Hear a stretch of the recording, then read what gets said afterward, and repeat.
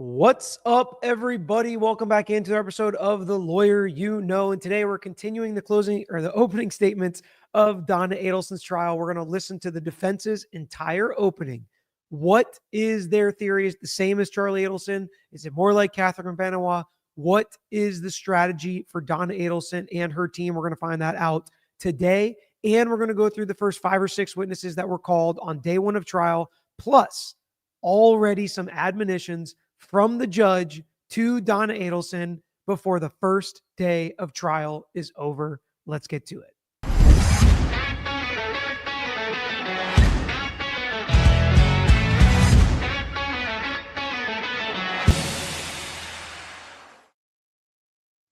So we are going to start out here, and this is the former judge, now defense attorney, that is going to give the opening statement for Donna Adelson. If you remember, she's gone through a few lawyers, so not necessarily maybe her first choice of law team, but we're going to see how they do. We rated the prosecutor's opening a 9.3 last night. We will see how the defense does. We'll focus on what they're trying to highlight, what they're trying to point out, what they want the jury to focus on throughout this trial, because it's really important. As important as the opening is for the state, obviously, and we highlighted some of the really main reasons why it's so important to make sure they know how Donna fits into all of this, because that can get lost and that can be a problem for the prosecutor. For the defense, there's going to be a lot of evidence the state presents that's going to make your client look bad. This is your opportunity to try to poke holes before it even comes out, to get out ahead of some things, to explain how don't get confused or tricked or misled by the state. If you have any of that, right? Because if you say something in openings, you better have the goods to back it up. Now is your opportunity to kind of craft and color the way that the jury's going to view this evidence. You can give them a worldview basically of this trial, right? You can put on the glasses, the rose-colored glasses, if you may, with how they're going to look at all this evidence you know the state is going to present. And if you can ever agree with some of the evidence the state's going to present, be like, we agree, we're with it, we agree with that, focus in on that, not this, then you should do it. And we see some of that in the defense's opening here. By the way, I picked this stream instead of the other one that I had time stamps on because the sound was better. Hopefully it works. I can still boost it a little bit if you guys want me to. But then we're going to have to go back to the other stream for the timestamps of the witnesses because I didn't redo all the timestamps. I didn't quite have time between last night and this morning to do that. I don't think you've heard my voice yet. Well, I'm going to try and talk. I think you've heard my voice yet. Well, I'm going to try and talk slow because if I don't, the court reporter is going to scream at me. I just want to start by saying this. Remember, during the course of the proceedings, that the state always gets to go first. But the defense has a right to be heard too. So please keep an open mind until you hear from us as well. You just sat through an opening statement. The presentation was pretty cool. I'm old-fashioned, so I don't use that kind of stuff, but the presentation was pretty cool. I mentioned this yesterday, but I'm old-fashioned. I don't use that kind of stuff. You can do that, and it garners some, like, oh, that's cute, or all shucks, or, I really like it, or that's okay. You don't have to use it. No juror that I've ever met would say, you have to use technology and PowerPoints in your opening statement, or else I'm not going to like your opening statement. They would never say that. They would never say that to this lawyer. They really try to be respectful in my experience.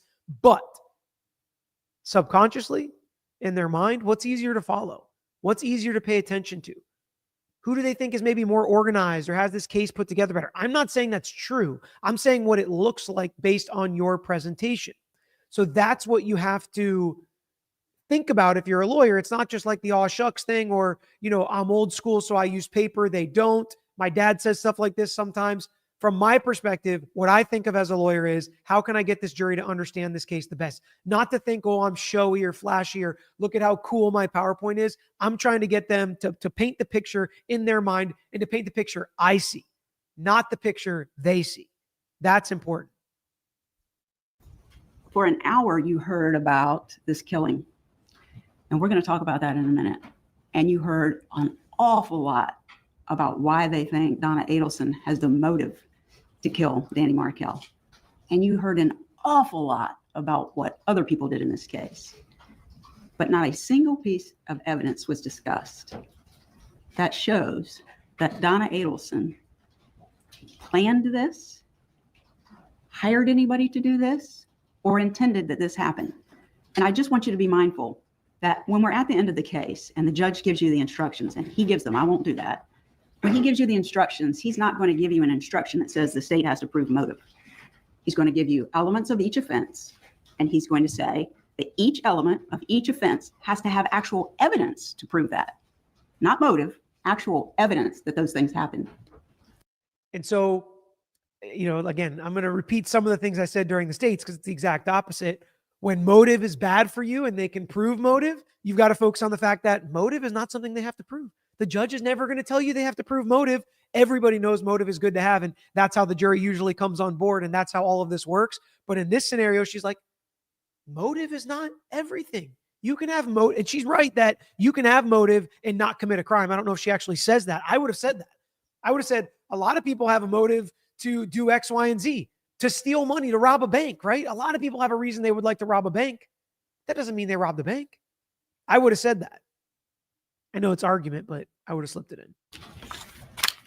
We're going to have a long trial. And I know you all are kind of prepared for that, at least in your mind. You know what's going to happen, and it's going to be long, and we're going to have days. And you're going to hear a lot of evidence and phone calls and text messages and emails. But I want to ask you to never, ever stop thinking for the 2 weeks or 2.5 weeks that we're here about why it is we are really here.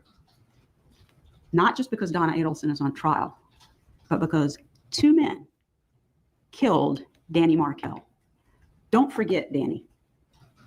He was an amazing professor. So they, more than I think most, nobody said much bad about Dan Markel as far as the other trials, but it feels like they're going to lean in even more to Danny Markel. What a great person, what a brilliant guy, what a great professor. And from my perspective, I get it. I understand it. They are going to say, we all have a common enemy here, and it's the 2 guys that drove up there and took the life of Dan Markel. Yeah, you won't ever hear me call him Danny. I was not friends with him. It'd be Professor Markel to me anyways, even now as I'm a fully grown man. But yeah, they're going to call him Danny. They're going to try to humanize him, make it seem like they love him. I get it. I think the jury's going to like him. I think generally it's going to look good to the jury, or Dan Markel is going to look good to the jury. Here's the problem. It is going to be so very clear. Donna Adelson hates Dan Markel. She hates him. She hated him. The emails, the family law case, you have to know as lawyers, that's going to come in, and you don't want to lose credibility right off the jump, acting like, he was this great guy. I would be like, he was brilliant, but he was terrible in the family law case. He tried to rip this family apart. It was a tit for tat. We were both throwing blows at each other. We wish we had acted better as adults, but Donna Adelson was with Wendi, her daughter, fighting with Dan Markel. That doesn't mean they wanted to end his life. I would lean into, he was savvy. He was terrible in the family law case. He was so mean. I would lean into at least what her feeling was at the time of the family law case. Now, the rest of the world may disagree with that. The rest of the world was not living with Dan Markel every day. That's what you have to lean into as a lawyer. It may feel icky. It may feel rude or mean or speaking ill of the dead. But if that's what you really felt and you really didn't take his life, put the truth forward. That's the only way you'll be set free. If you try to twist it like this, like, I know this isn't true. I know Donna Adelson doesn't feel this. I don't know whether she's committed the crime or not yet. That evidence hasn't been presented. But I know this isn't true. I know she didn't feel this way. Now, this lawyer might, but I don't know how this is necessarily helpful to the defense other than to try to get on the same side as everybody and everybody be like, I have a common enemy. It's the 2 bad guys that drove up to Tallahassee that have no connection to Dan Markel outside of the Adelson family. He was very well educated. He had 2 degrees, I think, from Harvard, one of them from law school there. He was a professor. He had students. He was very well respected by his peers, his colleagues.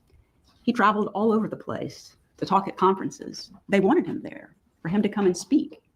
Very, very intelligent man. And I can't say I know because I never met him. I wish I had. But I know he had to be proud of all that he had achieved. It was his career was important to him.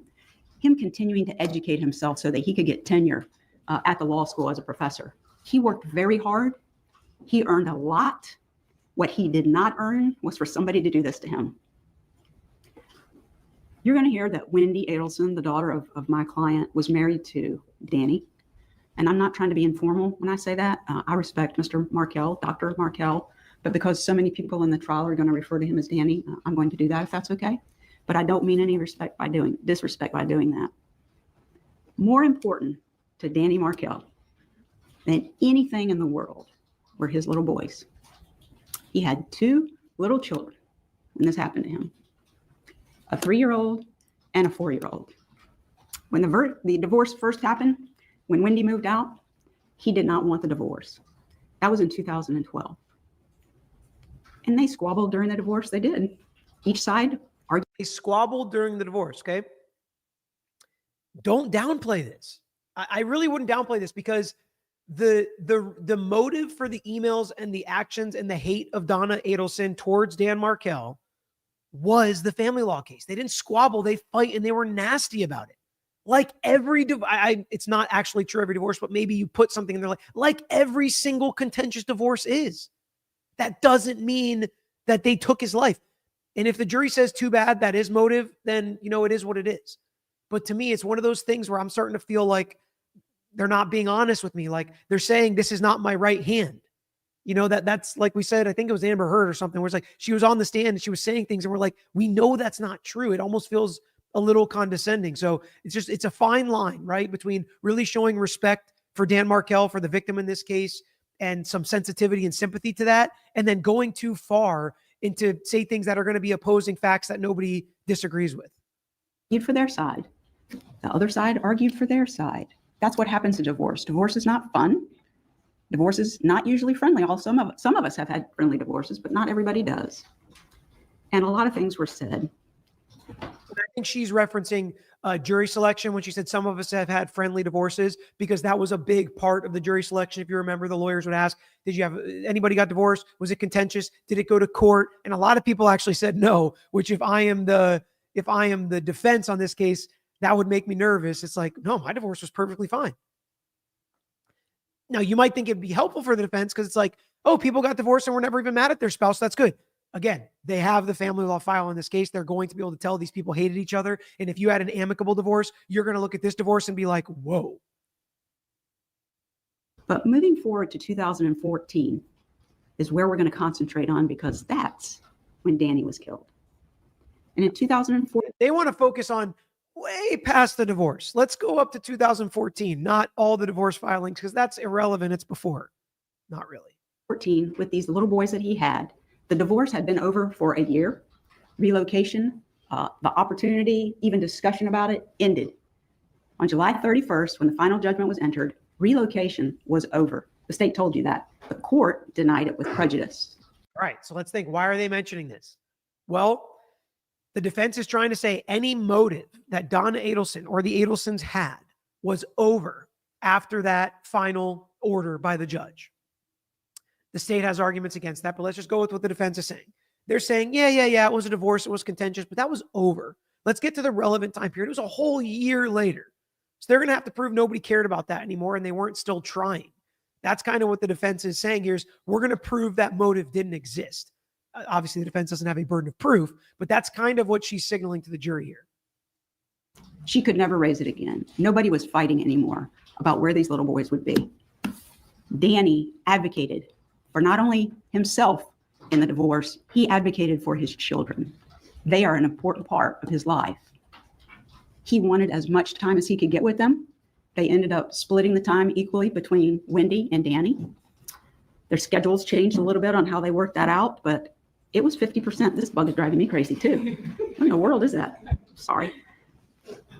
He continuously, from the time Wendi moved out till the time that he was killed, spent as much time as he could get with his children. He loved being with them. If it wasn't his time to have the children, he would go to their little preschool and spend time with them there. He wanted to talk to them on the phone as much as he could.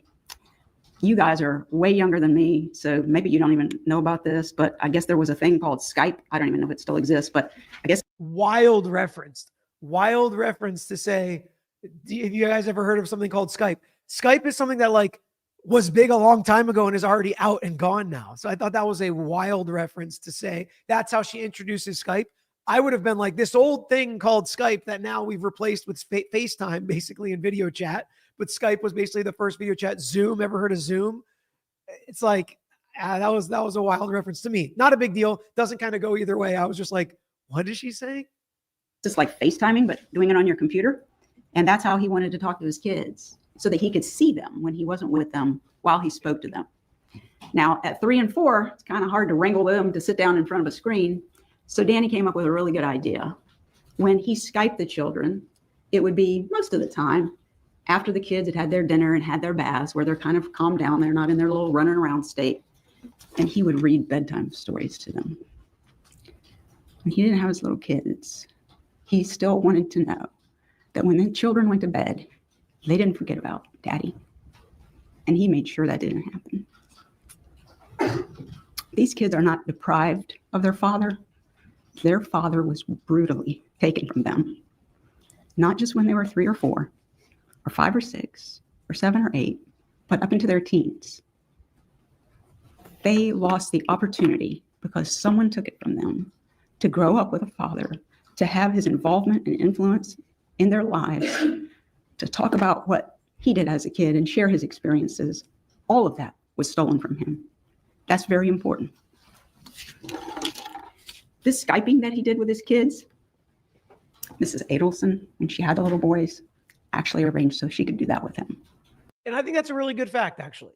If they're going to prove that Donna Adelson would arrange these Skype meetings with Dan Markel, I think that's a really good fact. And that's a really important fact. And that could really make her look good. Like, she's trying to work with him. She's trying to make this happen. She's trying to make all this work. I think that is really important.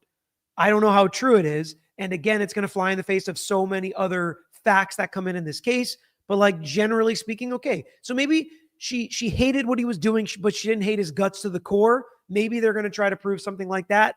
I don't know how it feels like they're taking on something that's adverse to a lot of the facts we all know are going to come out. And she would keep the kids in front of the screen while he talked to his children.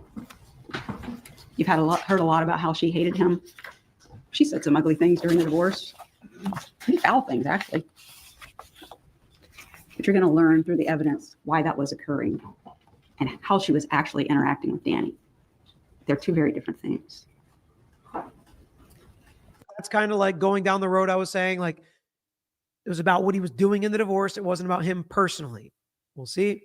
I want to talk to you now about my client, Donna Adelson. She is a normal person, just like all of us. At the time that this happened, she was 64 years old, married to her husband, Dr. Adelson, a dentist. Now they've been married 54 years. It was somewhere in the 40-year range when this happened 11 years ago. And she got up in the morning and went to work, not at her and Harvey's business, like you were just told. She went to the business owned by her son. I'm not sure why that's any better, right? Like, okay, so she doesn't own it. Charlie owns it. Charlie is her connection to all of this, is what the state has just got finished explaining. Every morning they got up and they went to work. She did the books. She kept the books. She greeted patients. She got charts out at 7:30 every morning. She was there and organized and had everybody ready to go because they had a little staff meeting.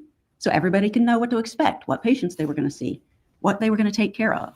She was there working, sometimes late into the evening, just like all of us. She's a normal person.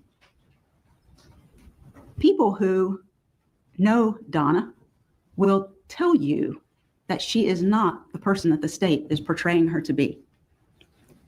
She's kind, caring, loving. She cares more about people than she does about herself. Some people saying, didn't Harvey start the bit? Like, I literally don't care. It's the same thing. Everybody knows it's the same thing, right? Like, Harvey's business, Charlie's business, family business, whatever it may be. Charlie, I thought, was like a traveling periodontist. I don't really care. Here's the point. Donna was the one cutting the checks. It was the Adelson Institute. It doesn't matter. Same thing as our law firm. Used to be my dad owned our law firm. Now I own our law firm.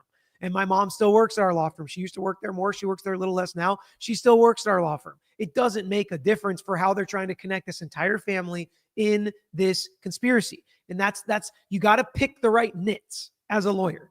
You've got to pick the right nits.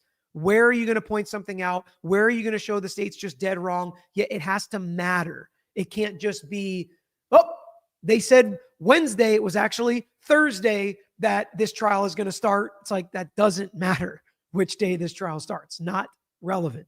All right, let's take a quick break for an ad, and then we'll get back into the rest of this opening. Thanks to strawberry.me for sponsoring this episode. Strawberry.me is a website that connects you with certified career coaches. They can help you talk through things like promotions and job changes and what type of field you think you should work in and what will fit with you. When you sign up, you get to put in everything that's important to you, whether it's your faith, whether it's what you consider successful. Is it money? Is it fame? Is it providing for your family? Is it work-life balance? You can put all that in so they connect you with the right person. So you can get matched with a certified career coach at strawberry.me/lawyer and claim a $50 credit today. When I did this, I really focused on the why. Why do I do what I do? What motivates me? We talked a lot about my faith and the things that I find important in my family and how I love what I consider success and what I really love about the growth and the time that I put into it, where I feel like there may be some deficiencies and where I can enjoy the successes and enjoy the highs a little bit as opposed to just moving on to the next challenge and trying to accomplish the next thing. It was a really interesting conversation. I enjoyed it. And you can too, if you want to get matched with a certified career coach at strawberry.me/lawyer and claim your $50 credit. So a lot of people are also talking about she's going too into Donna's personality. She's loving, she's caring. I get that, why you guys don't like that, but also there's sympathy for Dan Markel. She's trying to pull some sympathy for Donna Adelson. It's not supposed to be how they make their decision, but that's for sure what she's trying to do. And how is the prosecution wanted to combat that with grannies can be killers too. And so, because they knew they were going to play this card, and they are in fact playing this card. I love a good Saturday morning coffee here and stream with you guys. I love it. I love it. It's kind of like a more relaxed, a little looser weekend video, and I'm here for it.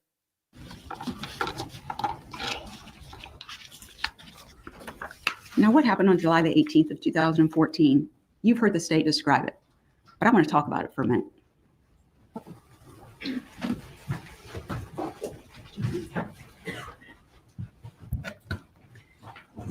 To juxtaposition this with the prosecutor who had the, fancy PowerPoint, she still has kind of the chain of how all this worked and all the people involved in the conspiracy, but she has it on a poster board. And I actually think she did a pretty good job using this later. So as lawyers, certain courtrooms and certain judges will allow you to build on evidence, to have a piece of paper you show to one person, they write on it, you show it to another witness. She's starting with this board and opening, which I really like. I'm going to try to highlight the things I like about this opening as well.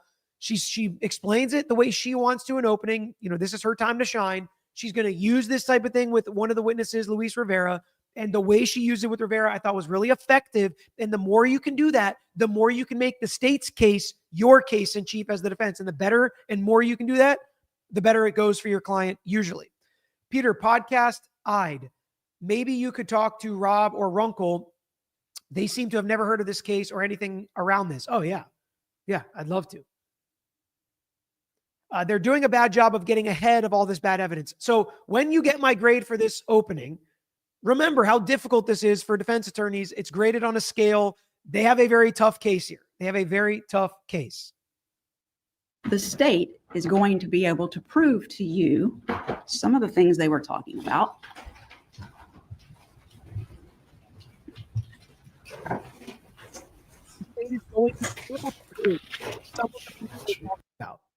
So when you can agree.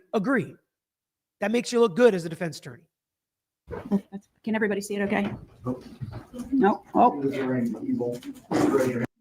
I see a bunch of people saying they like the morning lives. If you like the morning lives, hit the like button. Clearly. The state told you that he got up every day, just like he normally did, on July the 18th of 2014. And I just want to say this also. Throughout the trial, you may hear me say that he was murdered on that day. Somehow he survived for another 11 hours.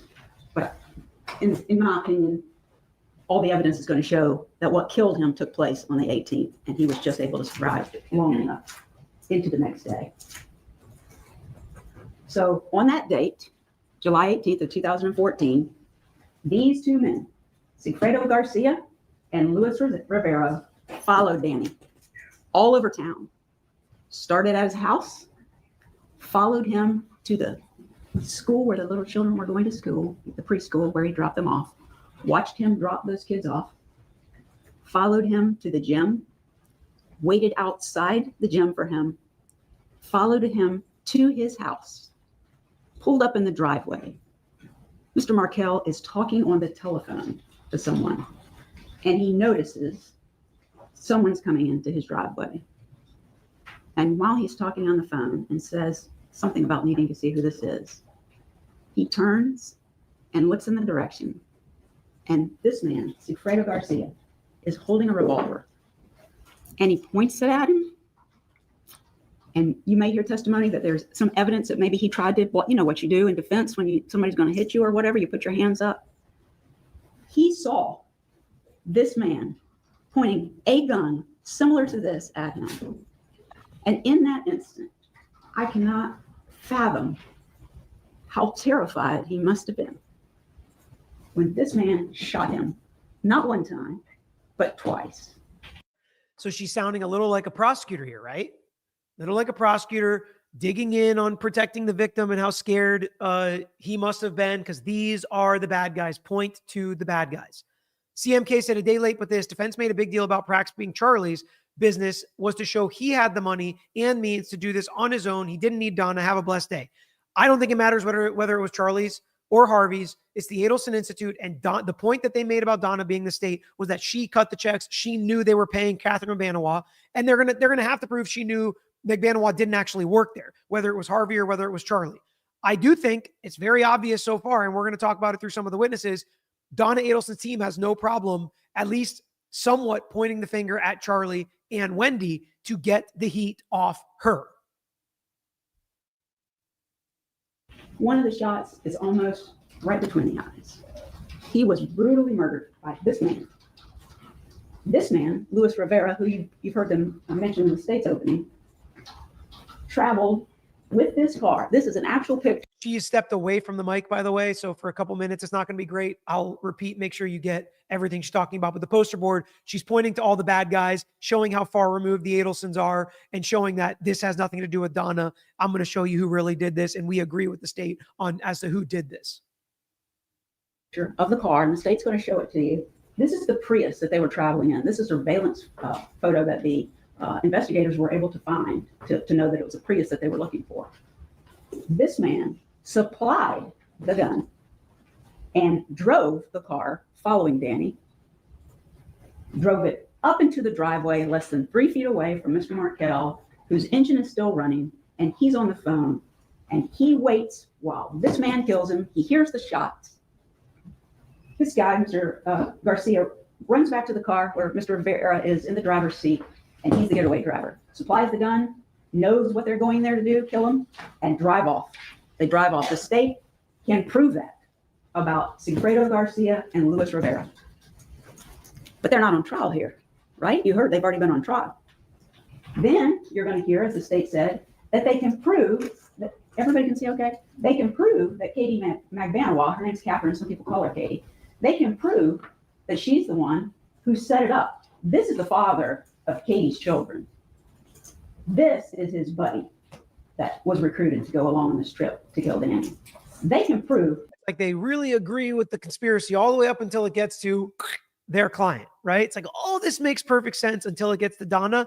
That's what they've decided to go with. Very different than Charlie, obviously.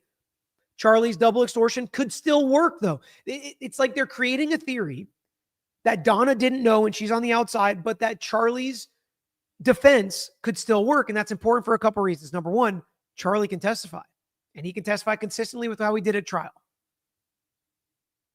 And that could be helpful to them.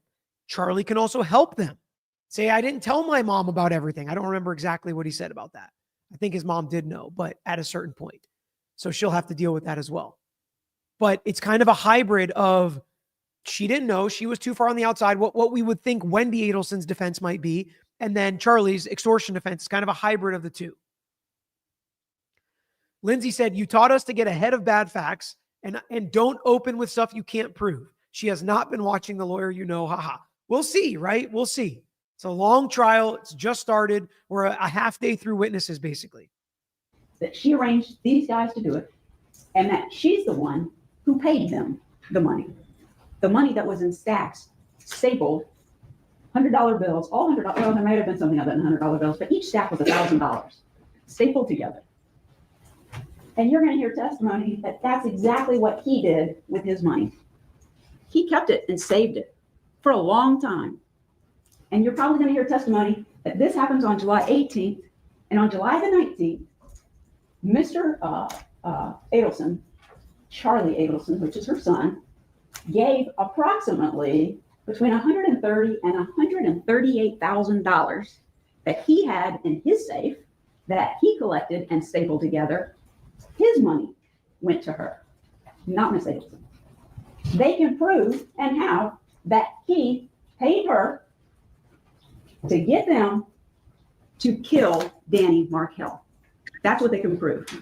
And they've done it 1, 2, 3, 4 times. And so, it's not going to be a shocker or a surprise that all these people have already been convicted in the conspiracy. And I think it's actually smart for the defense to kind of flip it. And I would lean into the fact that they've already gotten all the guilty people. They've already proved all this. This case is over. They're extending too far going after Donna Adelson.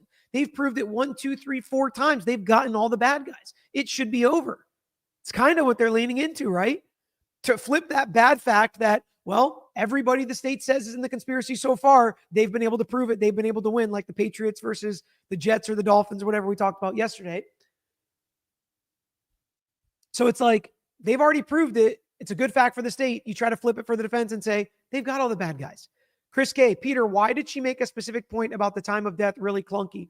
I'm not positive. We'll see how that develops. If that becomes a big thing where was Wendi at the time? Are they going to try to say, it didn't even make sense with when the TV installation was, or when Wendi drove by the house, or maybe they're going to put something along the lines with that. I'm not positive.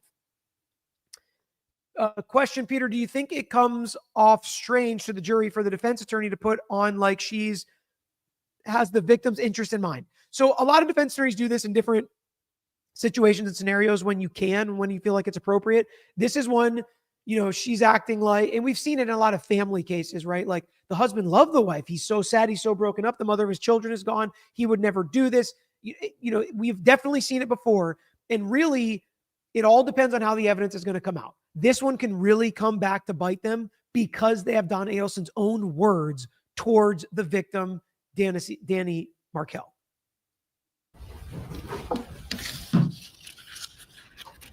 This case is really a lot about theory and motive and not evidence. And so she's going to take that and flip it, because theory and motive are the best things the state has. It just makes so much sense, this theory that they're working under, and boy, did they have motive. And she's kind of admitting that Donna Adelson had motive, but at the same time being like, no, that motive was gone. It was over. So she's kind of arguing it both ways. The state has a theory, and for the past 9 to 11 years, in fairness, probably 9 years, they have told the whole world that Mrs. Adelson was the reason that this happened. Mrs. Adelson was the reason that this happened. They've told this story, and it's outrageous. It gets people's attention. It's made a lot of money for the media, interviews, specials. Some people in jury selection said they had watched these specials. Lawyers on there, investigators on there. They made a lot of money for the media, and it got big attention because this is outrageous, what happened. It is truly outrageous. But what's more outrageous is, without any evidence, only motive and theory, they put her at the top of this pyramid. She's the matriarch. She's a matriarch mastermind behind Danny being killed, and they don't have evidence of that. That's what's outrageous. It's outrageous that he got killed, but it's also outrageous that we're sitting here with a jury, and you're going to hear a lot of theory, a lot of motive, and a lot of what they believe the evidence means. They don't get to decide that. The evidence is what the evidence is, and I ask you to patiently sit here and really pay attention to all of the evidence that you hear, every witness that they put on, every piece of evidence that they present to you, all of it. Don't, for 1 second, I'm not asking you to ignore any of that. Please listen to all of it closely. Look for what they actually have as evidence that Mrs. Adelson planned. She planned Danny Markel's murder, that she engaged these men to kill him, and that she gave the money to her son to give to Katie to pay them. You won't find evidence of that. The evidence about the $3,000 a month, I have that here on this board, $3,000 a month. Charlie Adelson gave $2,000 a month, and he instructed his mother, for reasons you're going to learn in the trial, out of his business account to put her on payroll. She worked for. And honestly, and I explained this yesterday, like if I told my mom to pay a new employee $1,000 a month or $5,000 a month, whatever, she would just do it. So that doesn't prove it, but it definitely proves she knows who Catherine Urbanawa is. That's the point, is the state is going to use, the state doesn't just have one thing to prove anything in this case. They've got so many different angles to try and prove it. So the defense has to do their best to pick apart certain different angles. So I think that's fine that they said that. And again, whether Charlie owned it or Harvey owned it, if Charlie said to pay this employee or Harvey said to pay this employee, my guess is Donna would have done it. Right? So what does it prove? What doesn't it prove? That's going to be up to the lawyers to explain that to a jury. Peter, what would your defense be for Donna? It would probably be she didn't know what was going on. She hated Dan Markel. I would not go down the she loved Danny Markel. I would say she hated Dan Markel. She loved Wendi Adelson. She did everything she possibly could to protect her. Never would it enter her mind to end his life. She had money. She tried to use money to fix it. It didn't work. She talked to Wendi. She was very frustrated with her kids. You know, Charlie was doing all this weird stuff at the time. That's what I would go with.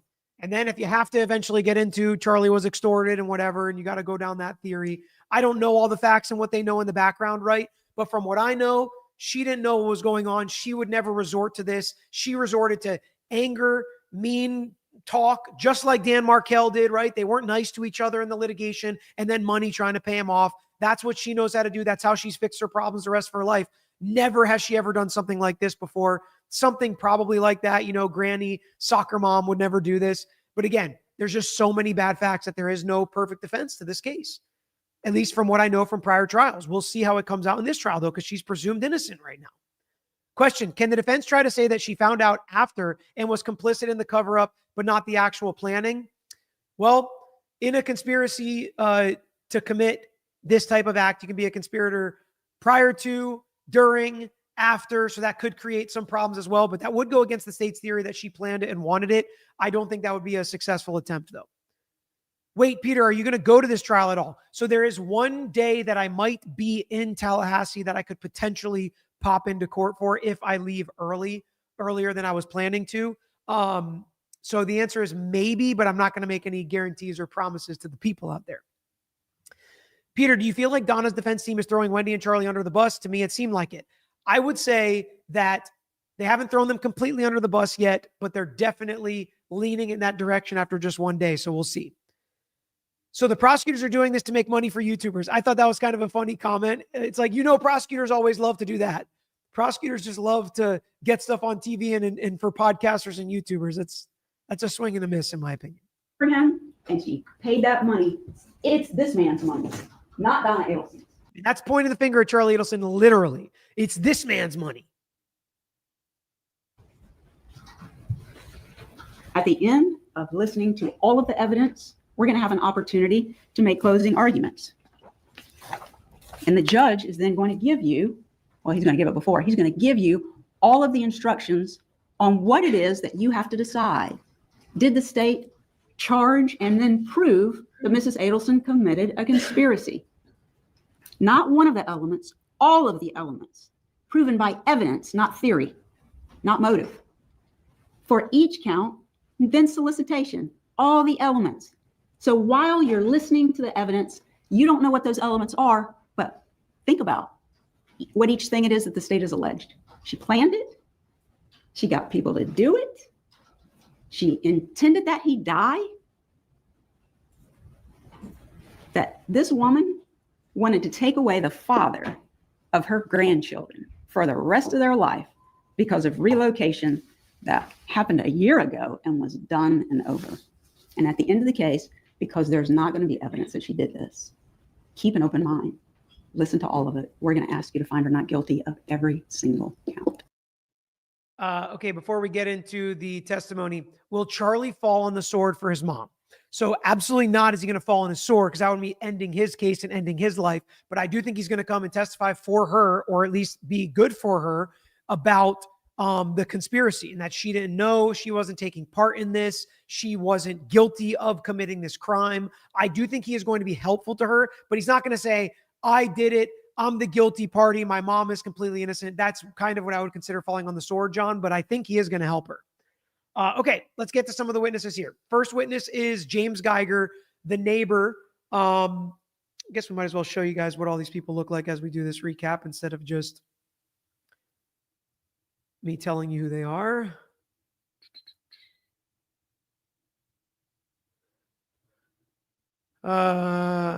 James Geiger is the neighbor that noticed something strange happening at Dan Markel's house, went over there, went back to his house, then went over there when the car never left the driveway. And unfortunately, he found his neighbor dead in a suburban driveway in broad daylight, literally. And it really is brutal, really sad. He's a very credible witness. And the defense had no cross, because the timing and everything that he said, it's like, we're fine with that. That had nothing to do with Donna Adelson. And he's such a good, sympathetic, not even sympathetic, just a very good, credible witness. You don't want to get up there and fight with him, because that might make you look bad as a defense attorney. So no cross for him. By the way, I forgot to give my grade for the defense's opening. My grade for the defense's opening, in my opinion, was, and again, it's on this curve that they have the more difficult case. There's not a lot of defenses open to them. I would say I would give it a 6.8 out of 10. So the prosecution, I gave a 9.3. Defense, I give a 6.8. Because there were things that I think she is going to connect throughout the case. There were things that were kind of on line with what I know if I would have had to pick a defense. There were obviously some things that I think were some big swings and misses that are going to be problematic for the defense throughout the case, but we'll see. Second witness was just the cop that showed up at the scene. Again, no real connection to Donna, not pulling Donna into the case, and no cross for this witness either. Next witness was the person who connected the evidence.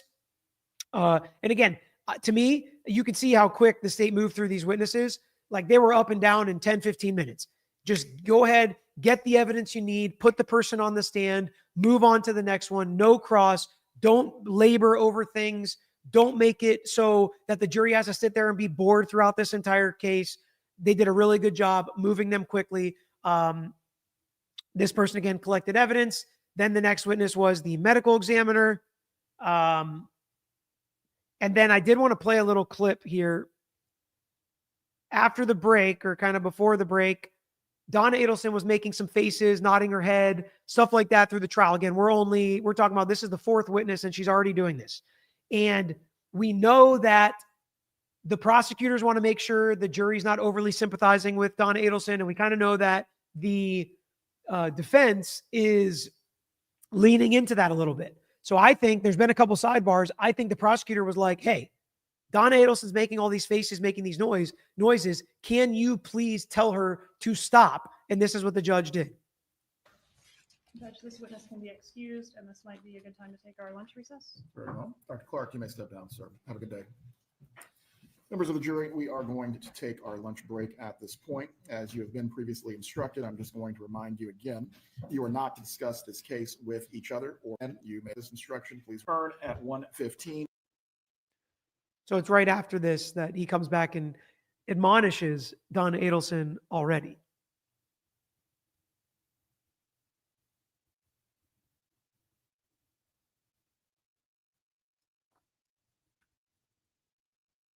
Before we go on the recess break this afternoon, I do believe this merits a small bit of discussion on the topic.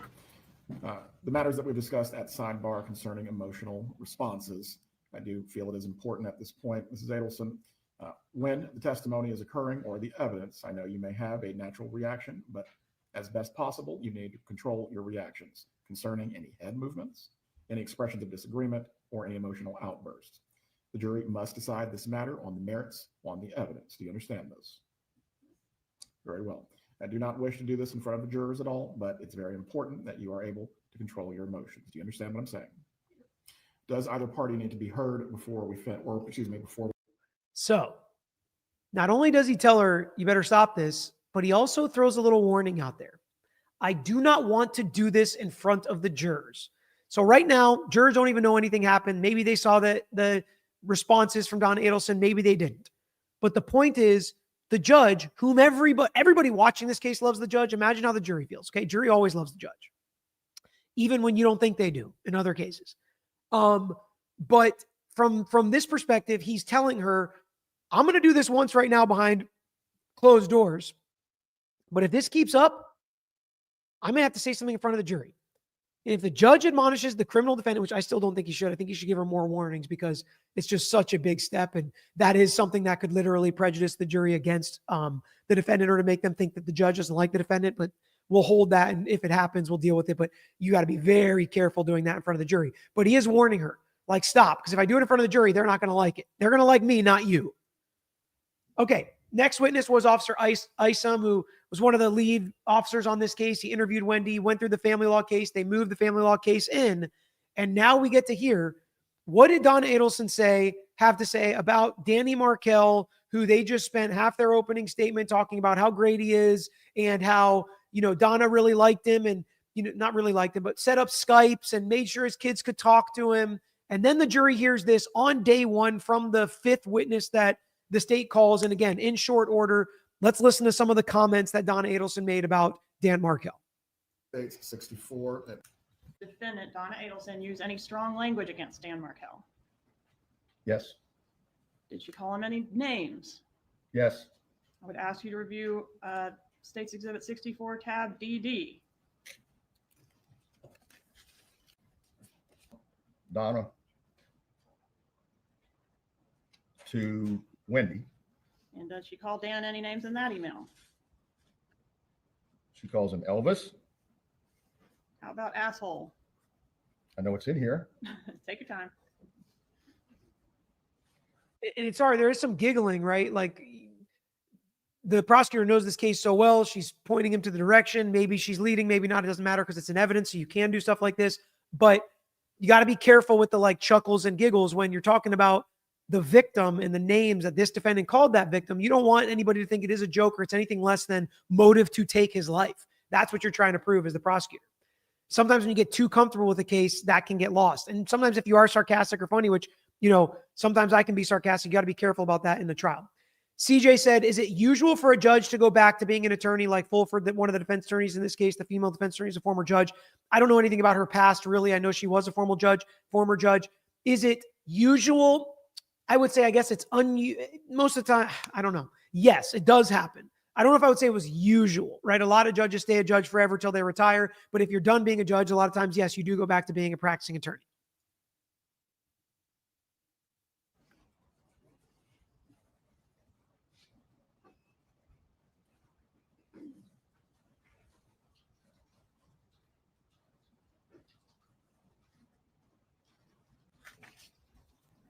Have you ever seen an email where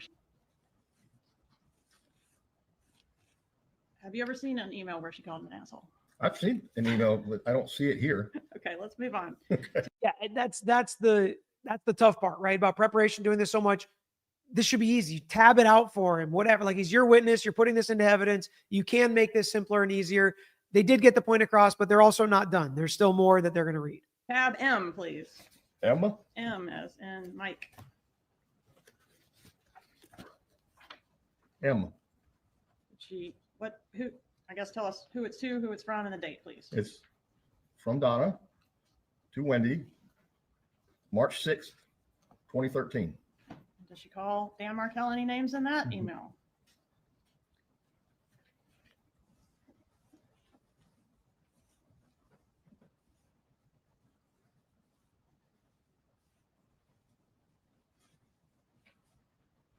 Yes, she does.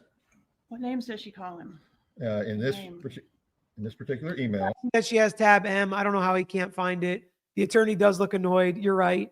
People are saying time has not been good for these witnesses, much less sharp than previous trials. Detective and Luis Rivera were not as strong, in my opinion.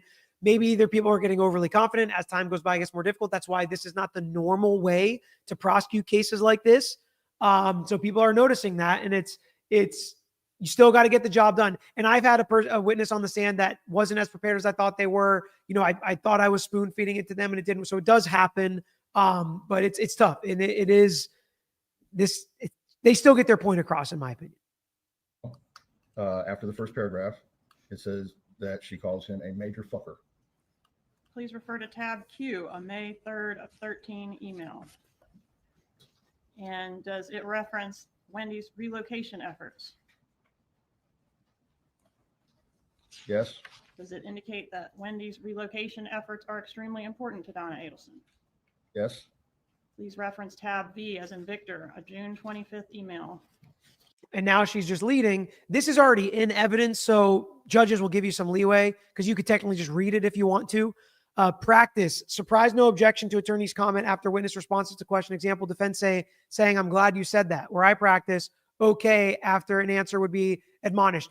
This is judge to judge, in my opinion. In my experience in different courtrooms across the entire country, but especially Florida, it's really judge to judge. And sometimes judges will do nothing if an attorney doesn't complain about it. So if you have okay, thank you for that. That's what I thought. I did a little bit of that this last trial, but it was a bench trial, so who cares? And the expert witness was like really trying to fight back with me and argue with me, and they were just dead wrong. And it happened to be something that I was pretty familiar with, the actual content, not just the legal part of it.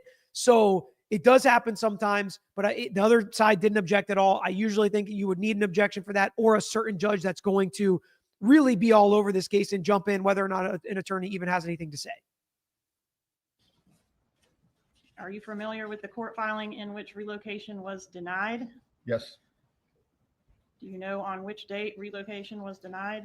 June 20th, 2013. So this is email on tab B as in Victor. Is it 5 days after relocation was denied? It is June 26th, 2013. Does Donna Adelson, the defendant, propose another plan to facilitate relocation in light of the court's ruling? Yes, So this is done after the court's ruling, correct. and relocation is still being discussed. Yes, So that is definitely leading. If she's going to just read off what's in the paper, or does it say this in the paper? That's fine. But then this was after, and this, so it was still being discussed. Like, that's leading. And again, no objections. I just getting done with the trial, right? It's like fresh on my mind.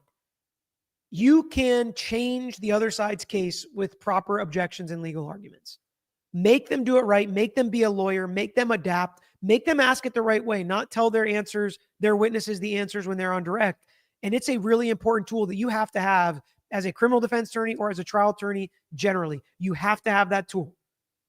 And to me, the other side of the trial I just was in, they didn't have it on either way. They couldn't respond and they couldn't make them appropriately. Okay, what does she suggest? she suggests that the children between Wendi and Dan start attending, or her, at least the ruse of them going to a Christian church or a Catholic church. And to take pictures of it and send it to Dan Markel, right? Yes, To strong arm him into agreeing to the relocation, right? correct. Coercion. Did Donna Adelson, the defendant in this case, suggest a bribe to Dan Markel to cause him to allow these kids to be moved to South Florida? Yes. Draw your attention to tab W. What is the proposal in reference to this bribe? $1 million. $1 million. Yes. And $1 million bribe. Okay. So they get into the emails. We're going to hear more about that family law case and more of what Donna did and said. So just wait for that. He talks about the red light cameras, the Sun Pass, how they got to Garcia and how they connected everybody together. McBanawa getting paid through the Adelson Institute with no record of her really doing anything there. Nobody really knew who she was. I thought that was really important testimony. Then he gets into something that I don't know the full context around this. I'm surprised this was let in. I understand it, I guess, but I would have liked to do some research and argue this not come in, and maybe they did. But this whole thing about we're arresting McBanawa or talking to McBanawa, and we talked to her lawyer, and then all of a sudden Charlie's lawyer calls us. This is incredibly damning, connecting the Adelsons to this conspiracy. But if I'm Donna Adelson, you say it wasn't Donna Adelson's lawyer that called, right? It was Charlie Adelson's lawyer that called. When was Catherine McBanawa arrested for her role in this murder? October 1, 2016. Were you present for her arrest? I was. And was she allowed to contact her lawyer from the arrest scene? Yes. Did you speak to her attorney as well? I did. Who was her attorney? Tara Kawas. What happened after that phone call?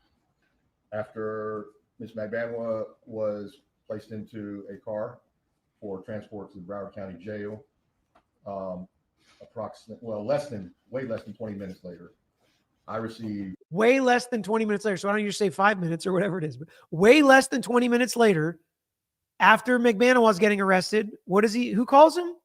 a phone call on my phone.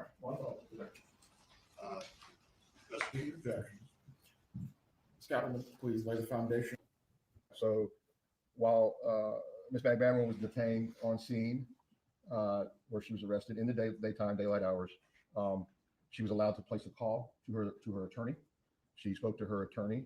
I spoke to her attorney, and I asked that Ms. Kawas, the attorney representing her at the time, that she contact her client, Magbanwa, at the Broward County Jail, and if in fact she wanted to cooperate with the investigation, to call me back. So you were interested in getting information from Ms. Magbanwa? Correct. Information about the other parties involved in this case? Yes. Okay. So what I mean by cooperation is if she wanted to provide testimony about other players in this. And so I told Ms. Kawas, if you'll talk to your client, obviously out of my presence, and if she decides to cooperate, call me back and I will go to the Broward County Jail and meet. Did that happen? No. What happened instead? Well, like I said, within less than 20 minutes from that conversation, I received a phone call from a gentleman that identified himself as David Marcus.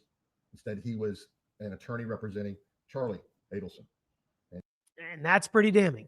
And there were allegations in the background. This jury probably doesn't know about that. Charlie was actually paying for Catherine Magbanwa's lawyers, giving her money to pay for legal fees, trying to help her. That's why she rejected the immunity agreement. Those are all things that are not going to probably come up in this case. I didn't expect something like this to come up in this case, but here it is. Because I don't know. I would say this doesn't have anything to do with Donna. But again, when you have the co-conspirators, this stuff comes in when it's bad for your co-conspirators who connect you to the crime. He asked that if Charlie Adelson was to be arrested, if I would just contact him.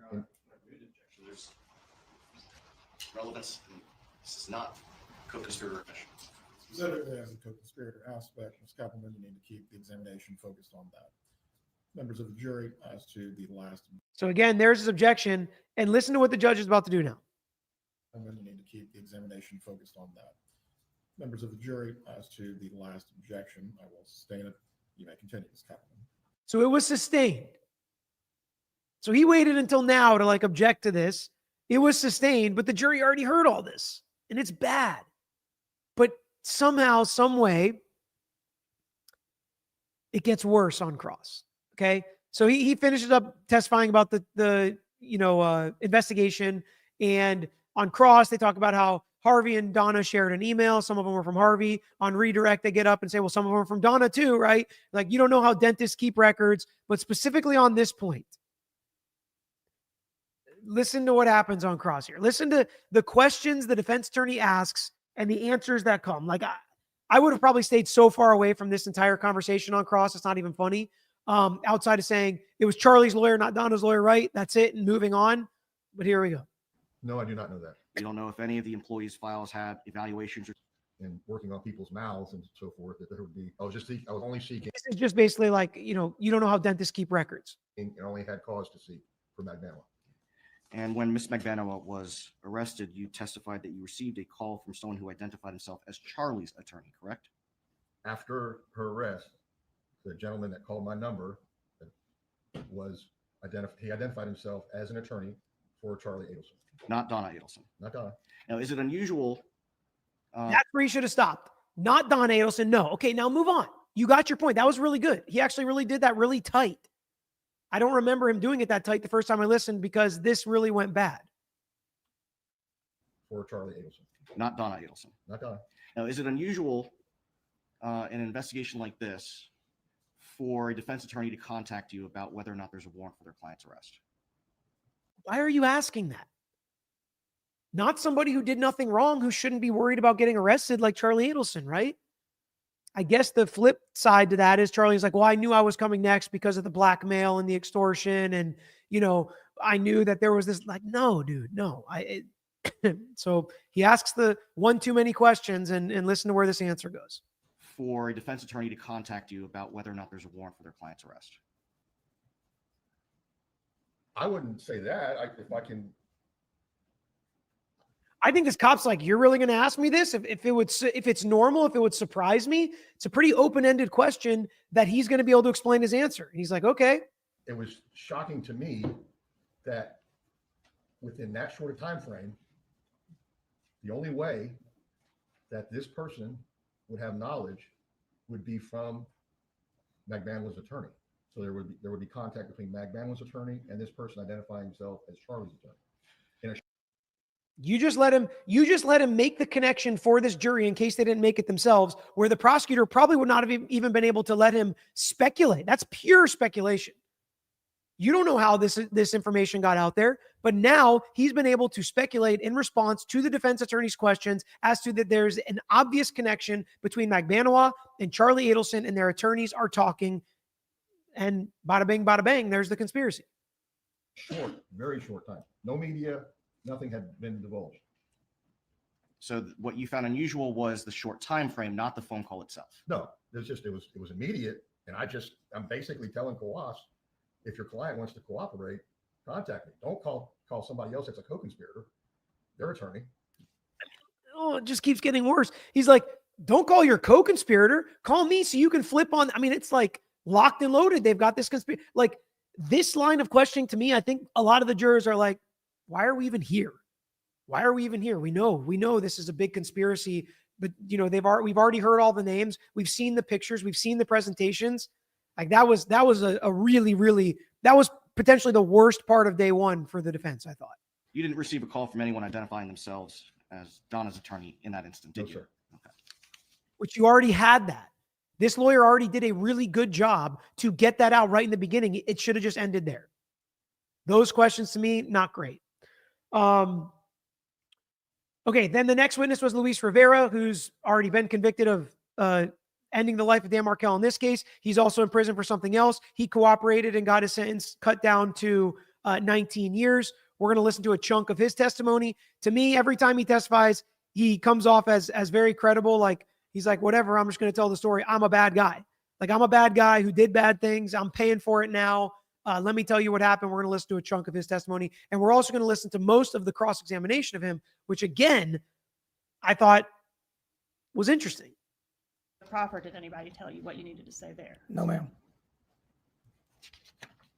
Were you hired to participate in the murder of Dan Markel? Yes, ma'am. Who hired you to be involved in the murder? Well, I got it from my friend, Dudu Garcia. Is that Sigfredo Garcia? Yes, ma'am. How did you know him? Childhood friends. So to cooperate and get this deal, you had to turn on one of your best friends. Yes, ma'am. Who enlisted Sigfredo Garcia to be a part of this murder? Katie, Who's Katie? his wife. Is that Catherine McManus? Yes, ma'am. Do you know who enlisted her to be involved in this murder? Not really. Again, coming off as honest. He's not forcing it to push to point the finger at Donna Adelson, which I think makes him more credible. And guess what? If I'm the state, I don't need him to. I need him to make as many connections as he can, then go sit down and I'll get somebody else to make the rest of the connections. Some state attorneys and prosecutors will try to go too far with witnesses, try to get too much out of one witness. It's not necessary. You don't need to do it. Call the appropriate witness to get the fact you need out of that witness, nothing more, nothing less. And to me, that's what they did with this witness, because he was really great on the points that he made and he didn't try to press. Now, when that happens, though, it provides an opportunity for the defense to do some work, and we'll see if they did it in their cross. We're also over an hour, so we're into overtime. Hopefully that's okay with you guys on this Saturday morning. We're almost done. This is the last witness we're going to talk about, but please make sure to hit that like button if you guys haven't already hit it. Was it a murder for hire? Yes, ma'am. Did you know that somebody was paying Katie? Yes, ma'am. And Katie was the one that brought the money to you all, right? Yes, ma'am.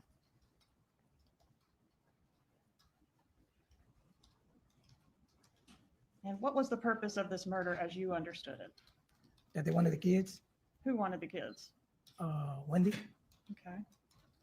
And did you understand that you were killing the father of the kids so that Wendi could have the kids? Yes, ma'am.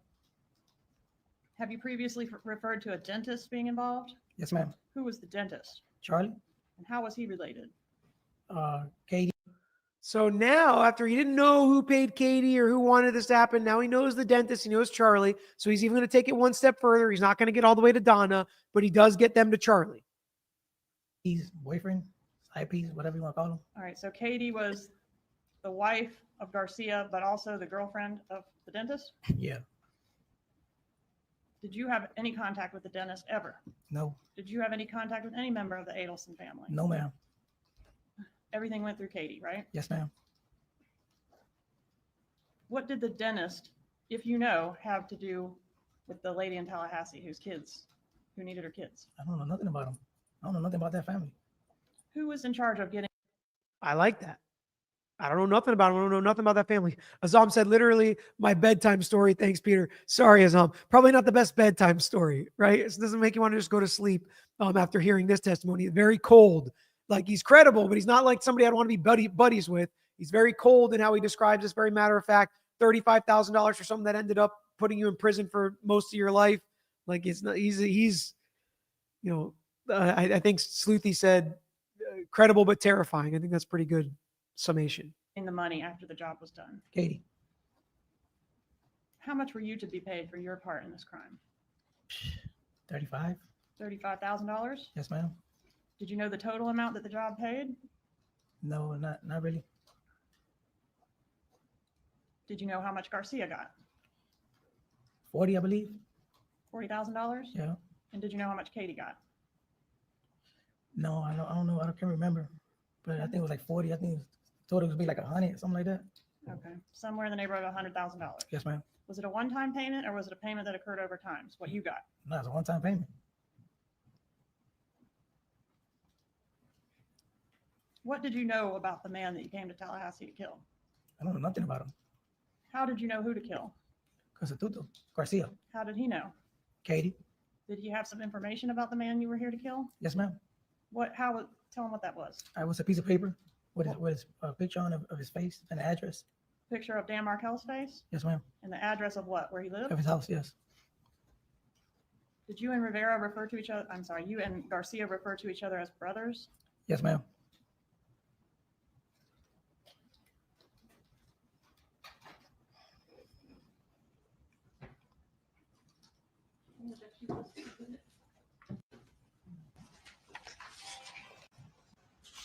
Life.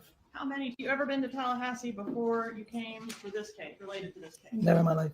How many times did you come to Tallahassee related to this case? This case twice. So were you with Secretary Garcia both times? Yeah. Was that one time in June and one time in July? I believe so. Okay, and July was the second time is when the murder happened, is that right? Yes, ma'am. Was it just the two of you on both of these trips? Yes, ma'am.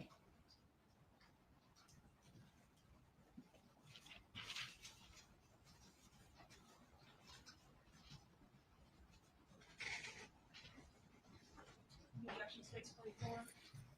Objection. Introduce states 44, Your Honor. Publishing states 44. Who's this right here? Garcia, And this? Katie, Who's that? my baby mama. Your child's mother? Yes, ma'am. What's her name? Jessica. Okay, and that's you there? Yes. Was this picture taken before or after the murder? I can't remember. So then they go through kind of what they did, how he drove down. They drove down the first time. They shot through the car. They had to go get it fixed by one of their friends. They lost Dan Markel. Then they drove up the second time where they actually committed the crime, where they drove to, you know, the daycare, the gym, all those different places. But I do want to listen to kind of the end of his direct before we get to the cross.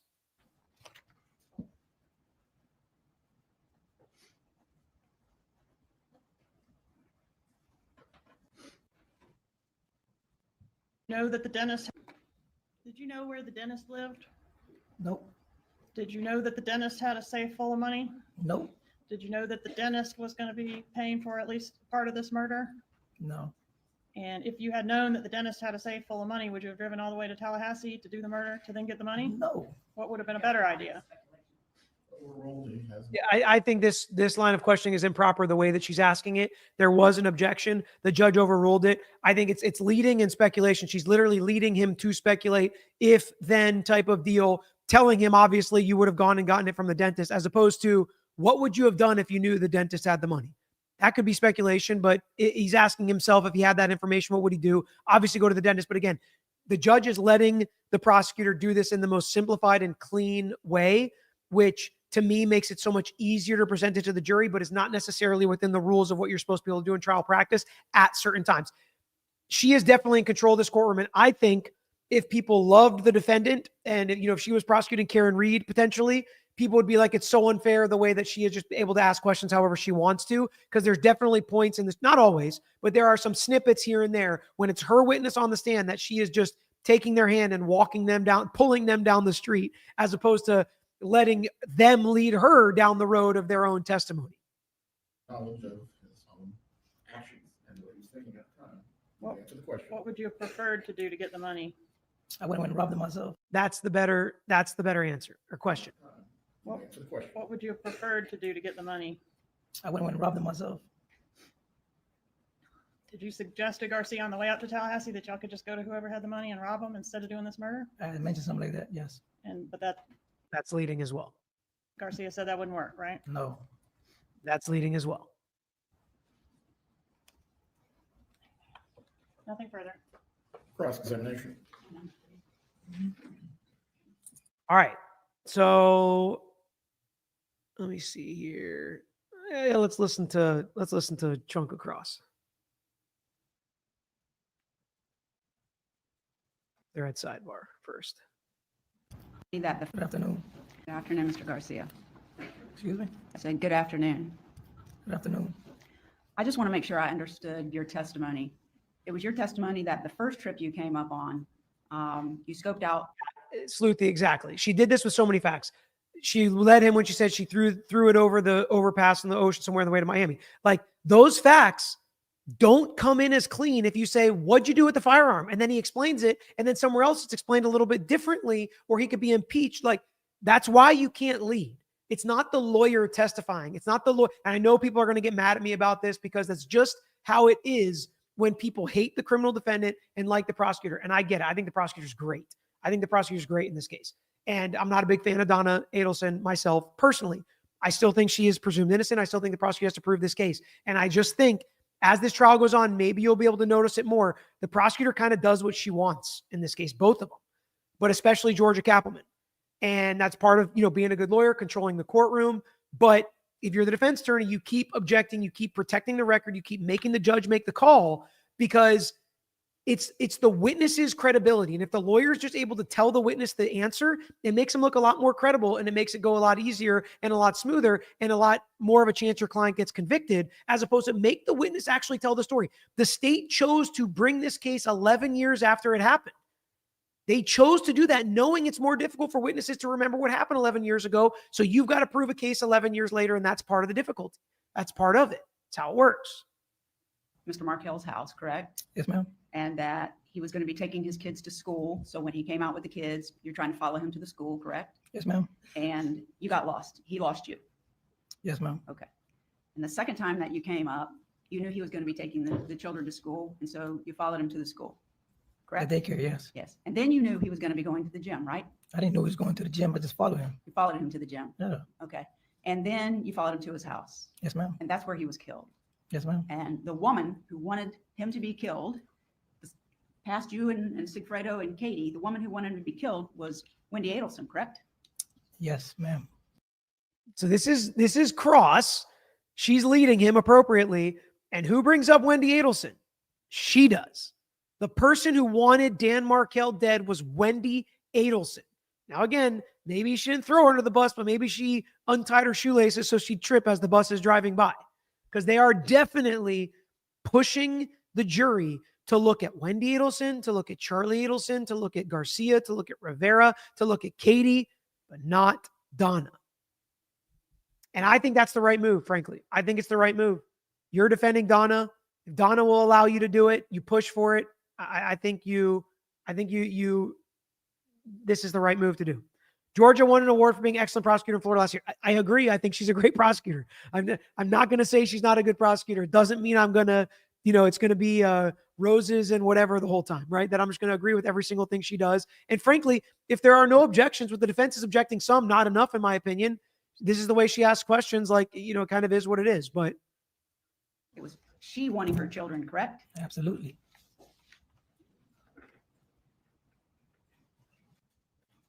So you With would Mr. Rivera. I'm so sorry.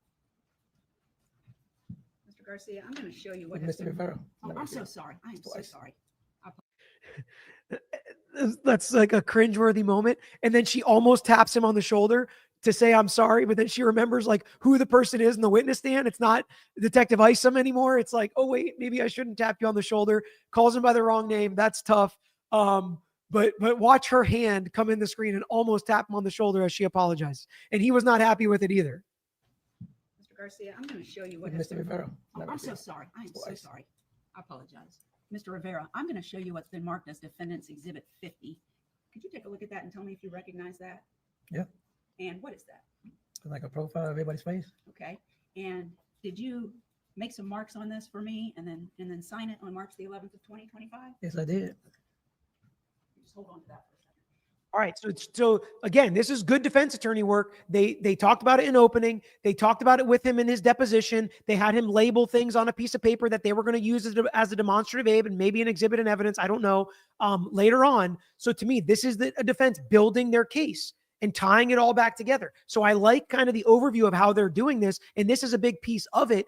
You know, some little things here and there, but I really think that the overarching theme of, yeah, maybe Wendi, maybe Charlie, definitely Katie, definitely Garcia, definitely Rivera, but not Donna. I do like that. And this is another example and an indication and a demonstrative aid showing this to the jury. Prosecutors don't look too worried about it.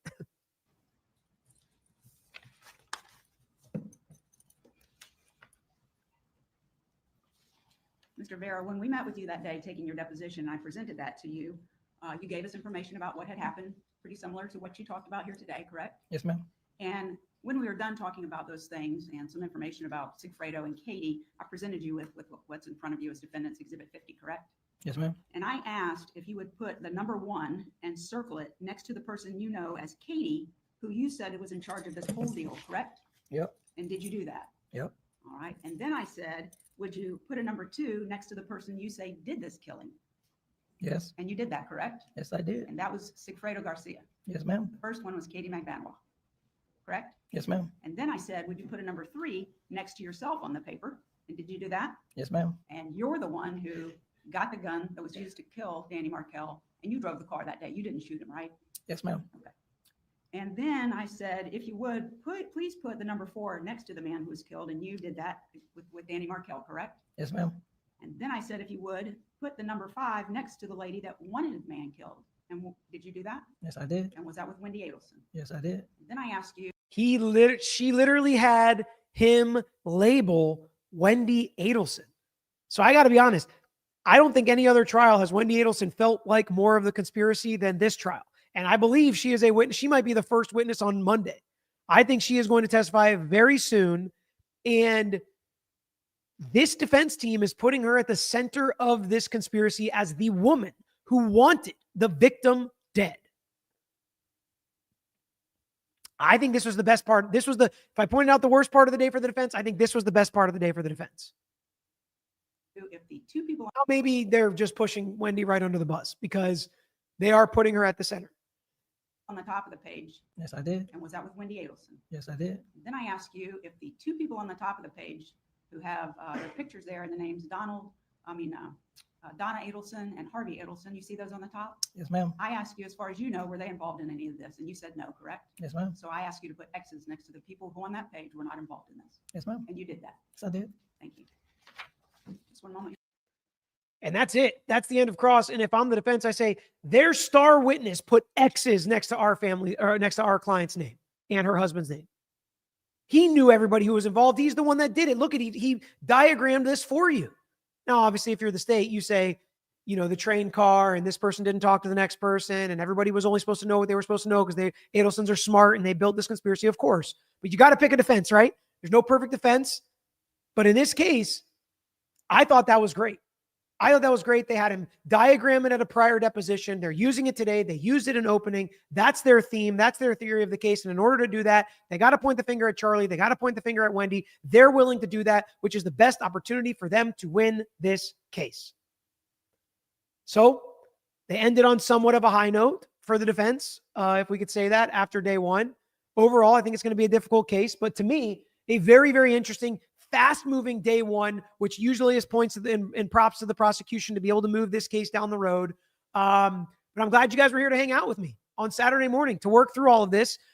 We are going to be doing daily recaps. I don't know what time after court ends, obviously, but I don't know if I'll do it later at night or earlier, depending on my kids' schedule and when I'm hanging out with them, doing stuff with them as school has started. So things are busy. I'm done in trial, so I'll have more time to be able to, dig into this case and watch this trial.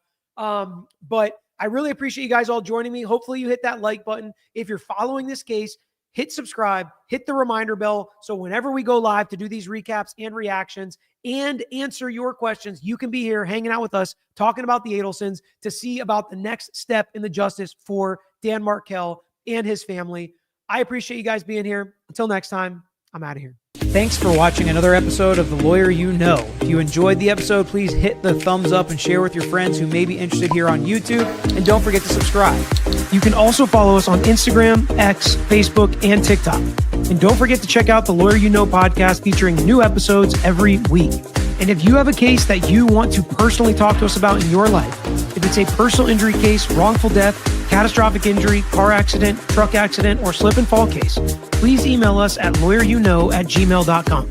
And of course, all these links I just mentioned are included in the description below on this episode and every episode. So until next time, this is Peter Tragos, The Lawyer You Know.